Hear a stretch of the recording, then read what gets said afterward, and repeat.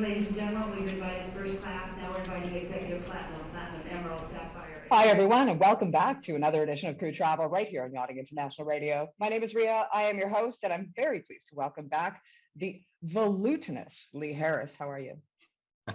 I'm very good. You did say last week you were going to gradually increase the difficulty in the words. I think we've gone from 1 to 100 there because I really don't have a clue. Well, you know what? I came across this word and it was just cool. I just liked it. And I thought, yeah, I'm going to use that next week. And I'm not telling you what it means. I really do want you to do the research. It's actually not as bad as you think. It's not as bad as you think. Is it not? Okay, that's great. That's my homework. That's my homework for next week. You can but you know what? I give you these homework assignments and you don't do them. So I don't even know why I bother. No. Well, you know, there's a list of things, to be fair, Ria. And I'm not saying you're at the bottom. I have to mention that Crew Travel is brought to you weekly by Blue Marine Travel, who haven't lost a passenger since Lee Harris was born exactly, well, in the late 1900s, in almost 5 days. It will be exactly a certain amount of time. So happy birthday in advance, because I'd rather be in advance than behind the times. Thank you very much. Yes, Thursday is my birthday, another year older. So yeah, more hair to lose. So it's all good. You're supposed to say another year older and another year wiser. Yeah, but that's not true, is it? Let's not kid ourselves. Do you know what? This week has been a very, very interesting week. And I'm just going to start off with the UK, because I don't know. I shake my head. You know, all of a sudden we've got all these restrictions and everybody's quarantined. And then the prime minister gets up in front of, the entire country and says, right, that's it. Okay, forget it all. And ironically enough, at the exact same time that he is being hauled over the hottest coals on the face of the planet for having parties at number 10 in the middle of the strictest lockdown in history. So do you wonder if it's because he wants to get himself off the hot seat, or is it, I just don't know. I don't understand. This prime minister, no, I have no affiliation with the UK and I have no voting power or anything like that. But I just look at this guy and shake my head sometimes. It's interesting, isn't it? Yeah. I think there's more revelations today, I think, are going to be coming out, or they've just come out with regards to our friend Boris as well. So yeah, it's the timing is fortuitous, to say the least, isn't it, that he's now decided that they're going to, all restrictions are going to end and the UK can go back to however they want to be. Well, I guess the proof will be in the pudding, and we'll see what's going to happen with that, whether they're going to treat it as an endemic and not a pandemic anymore. And fingers crossed, hopefully it works out and then other countries can follow suit. But yeah, it's going to be an interesting time, to say the least. Well, and it's ironic because at the exact same time, they are demanding all healthcare workers have vaccination passports. And so there's massive protests in the streets where all the health, and it looks like if that is indeed the case, they are going to lose. I don't even remember the number, but it was a massive amount of healthcare workers. So it's like they've taken away on one hand and added to the other. And so you're going to have all these people running rampant in the streets doing exactly what they want. If they get COVID, they're going to have a quarter of the staff there to look after them in the hospital. I just don't understand. I don't understand. It's a bold move, to say the least, isn't it? I don't. Who knows what goes on? I mean, politicians, they are definitely a law unto themselves. So it's going to be interesting times, that's for sure. I think most of them were born with a silver spoon in their mouths, so they have no idea what it's like to live as a common man. I think that's really what it comes down to. That is very true. Anyways, that's enough politics for today. Actually, it's not even political. I'm just looking at a guy and laughing. To be fair, I think that's pretty much 90% of the UK population. I mean, I think they pretty much all do it, to be fair. I know. Well, I don't think it's just the UK. I think it's probably the world at this stage. I mean, we used to have the US to laugh at. Now we've got... Sorry. No, not sorry. So what's going on in the world of travel? The Netherlands has made an announcement, which isn't so good for South African crew. Yeah, there's lots going on this week. So, yeah, authorities in the Netherlands have reclassified South Africa as a very high-risk zone without a variant of concern, the country's government has confirmed. The recent decision that became effective on January 16th means that South African citizens who have completed their immunization process against the virus are exempted from the EU entry ban. However, travellers still are obliged to present a negative result of the coronavirus test upon their arrival in the Dutch Republic and follow quarantine requirements. The Netherlands authorities have confirmed that all persons over the age of 12 are obliged to follow mandatory quarantine requirements upon their arrival in the country. All travellers over the age of 12 are required to self-quarantine for 10 days and must complete and sign a quarantine declaration. In addition, all passengers over the age of 12 are obliged to present a negative result of the COVID-19 PCR test not older than 48 hours before departure, or a negative antigen test not older than 24 hours before departure. For passengers in transit, they will not be required to quarantine, but they must also complete the quarantine declaration. More paperwork. Lots of paperwork, indeed. Italy, what's going on there? Yeah, good news there. The Italian Ministry of Health has announced that the country's decided to abolish the travel ban that's been imposed against the South African country since late November. According to an ordinance issued by the ministry on January the 14th, travellers who reach Italy after staying in South Africa, Botswana, Mozambique, Namibia, Lesotho, Swaziland and Zimbabwe will no longer be subject to the entry ban. Despite the fact that 8 South African countries are no longer subject to the travel ban, everyone reaching Italy from their territories will still be required to follow strict entry rules, as these countries will now be part of Italy's List E. In line with the current entry rules that Italy has, all those who travel from a country placed on List E need to provide a specific reason for their trip. Specific reasons include work, health, study, and other purposes. Unfortunately, travel for holidays is not on the list at this moment in time. Regarding the entry rules, foreigners as well as returning travellers who enter Italy after staying in one of the 8 South African countries must complete a digital passenger locator form. Apart from that, everyone must undergo a pre-entry PCR or rapid antigen test. The PCR test must be taken within 72 hours before arrival, and the rapid antigen test must be taken within 24 hours before entry. Now, speaking of Europe, something came up in my news feed this past week about France only allowing the COVID passport to last for 3 months. Is that correct, or do you know? Not France. I know Malta were Malta. That's it. Yeah. Malta was saying that their nationals, if they've not had the booster jab for COVID-19, then their vaccine pass would only be valid for 3 months. Once they get the booster, then it stretches out to 9 months. So it's a bit misleading, I've got to say, because actually I posted that, and when reading it, it does come across like it's only going to be for 3 months, but it's only for the people who have not had the booster jab yet. It's for 3 months. Then once they've had the booster jab, then it's valid for 9 months. Okay, yeah, because a lot of people just read the headlines, right? And I think, once again, it's very smart media. Let's make this, shocking, because to be honest, that's what I saw. I just saw 3 months because I didn't have the time to read the entire article. And I thought, every 3 months, I've got to get a booster. I mean, it's one thing to have a vaccine that you don't really know what's in it, but you have it because you need it. But to continuously jab yourself every 3 months for the next, lifetime, 2 years from now, you're going to be seeing me doing this interview with my head twirling around 48 degrees or something. Might be an improvement. Who knows? Well, we'll find out soon. Queensland, what's going on there? Yeah, really good news, actually. The Queensland government has dropped quarantine requirements and passenger limits for inbound international arrivals as from Saturday, January 22nd. Fully vaccinated travellers arriving into Queensland from overseas are not required to enter government quarantine. That's provided that you have undertaken a COVID-19 test within 24 hours of your arrival in Queensland, and you isolate at your residence, accommodation or boat until you receive a negative result. Now, crew travelling to Queensland from overseas will also need to submit an Australian declaration form. This can be found at www.covid19.homeaffairs.gov.au. You will also need to complete a Queensland arrival declaration form, and this can be found at www.qld.gov.au. Obviously, both links will be posted on the Blue Marine Travel website, so if anybody needs them, they can find them there.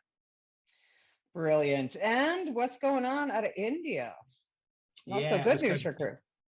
Yeah, not so much. As COVID cases continue to rise, the Indian government has extended the ban on all scheduled international flights. The ban, which came into effect in March 2020, has been extended multiple times since then and is now fast approaching the 2-year mark. India's aviation regulator, the Directorate General of Civil Aviation, issued a fresh circular on January 19th announcing extension of the international flight ban until at least February the 28th. The latest decision comes in light of a sharp rise in COVID cases in the country. However, it's not all bad news, because with previous extensions, the ban does not apply to flights under the bilateral agreements with certain countries. India currently has an air bubble arrangement with more than 25 countries, including the UK, Germany, France, the US, and Canada. So it's not as much doom and gloom as it first appears. That is good. Oh, yeah, you just mentioned all the yachting hubs where people go. So, as far as Yachtcrew go, it's still okay. Finnair has made an announcement. Yeah, they have. Yeah, the Omicron variant of COVID-19, a looming strike by mainland staff, and the ongoing flu season has seen Finnair cancel a number of flights. To cope with the resource challenges, the carrier is now reducing its traffic program for the month of February by around 20%. And offering other flight options, to its customers. The majority of the cancelled flights are on routes where Finnair operates multiple daily flights, so many customers will be offered an alternative flight on the same day. Destinations which will definitely be affected include, for example, services to Stockholm, Oslo, Copenhagen, Paris, and Rome.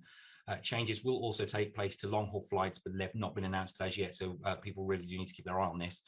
Any crew who are due to fly with Finnair in February, please make sure to keep in contact with your travel provider for updates. Well, and like we always say, things like this have a knock-on effect as well. So, especially when you're taking different airlines and transiting and so on and so forth, it definitely has a knock-on effect. What a time to take strikes. Do you know why they're doing a strike action?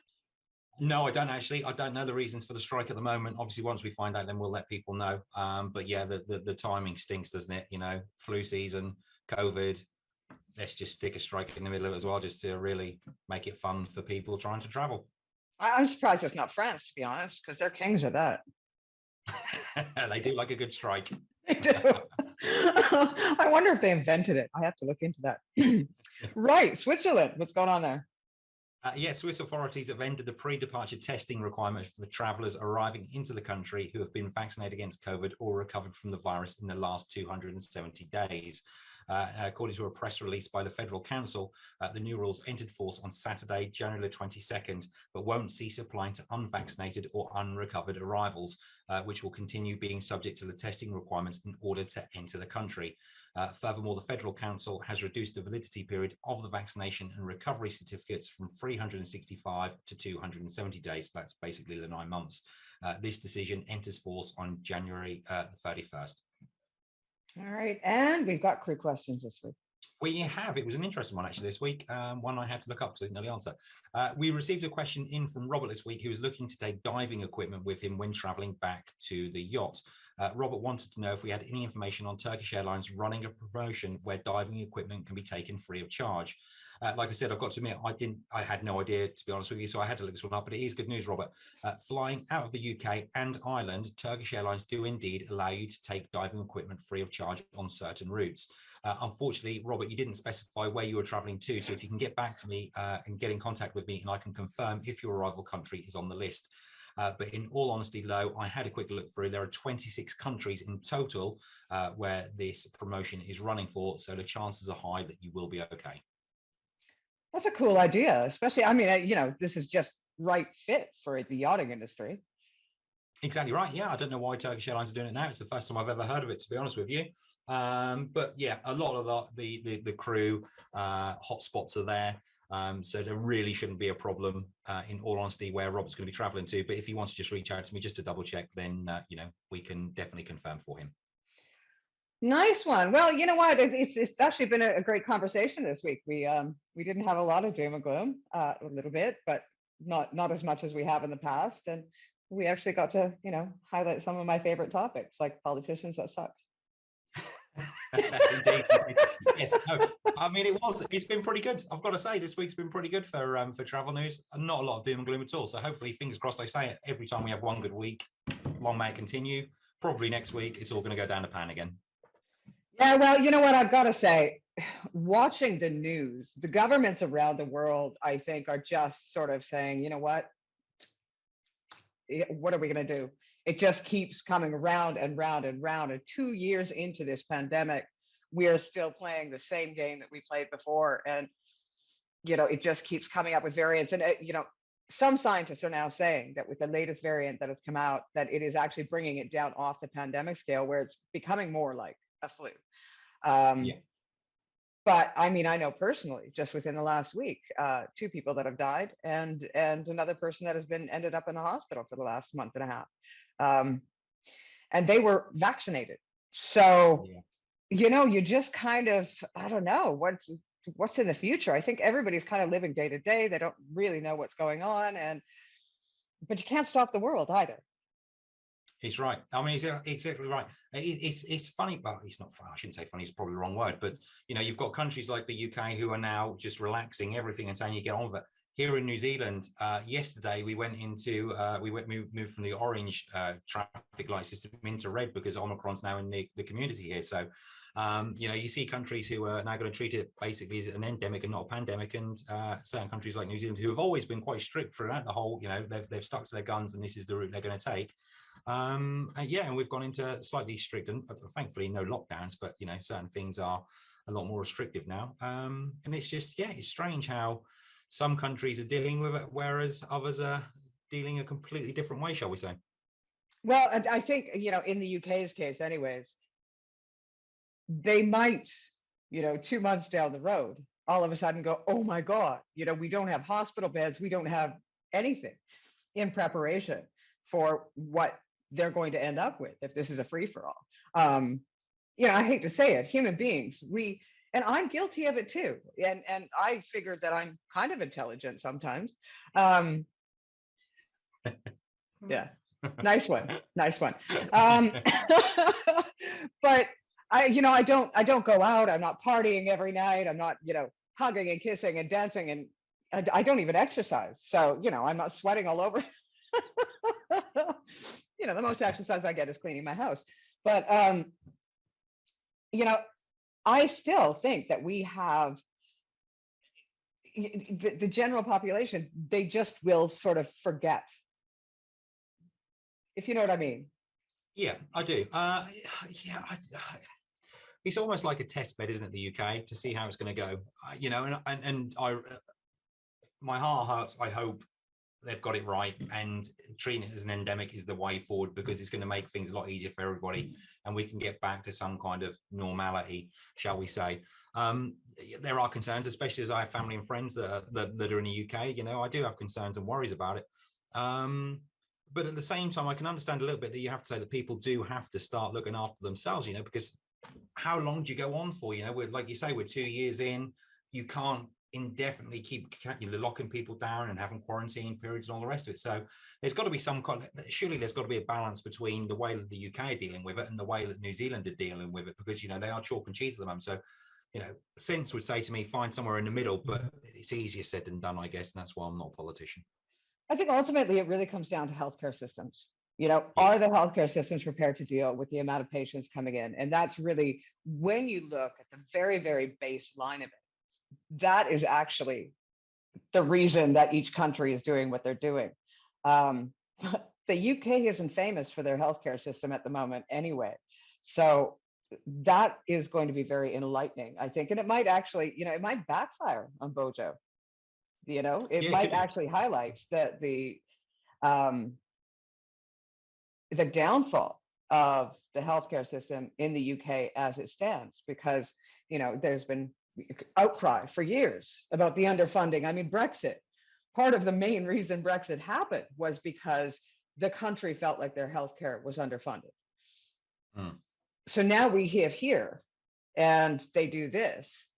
I don't know if that's going to backfire on him. If it does, well, he's already almost got a vote of no confidence within his own party. So, yeah, he's right. To be honest with you, I'll be surprised if he's still there in 2 months' time, 3 months' time. But who knows?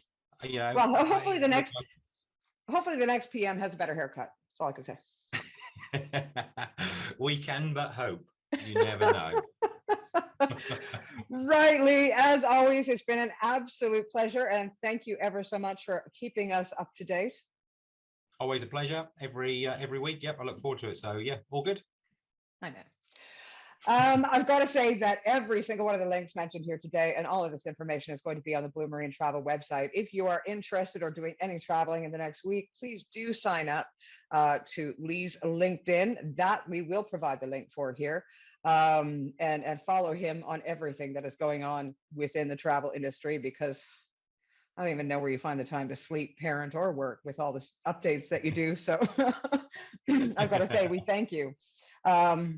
Yeah, so as well, I've got to remember to tell everyone, Crew Travel is brought to you weekly by Blue Marine Travel. You haven't lost a passenger since Lee Harris was born back in the late 1900s. Thank you once again, and we'll see you next week, Lee. Yeah, look forward to seeing you. Yeah, same time, same place. You've been watching another edition of Crew Travel right here on Yachting International Radio. My name is Ria. I have been your host. We'll see you next week. Ladies and gentlemen, once again, we're boarding passengers seated in zones E and F.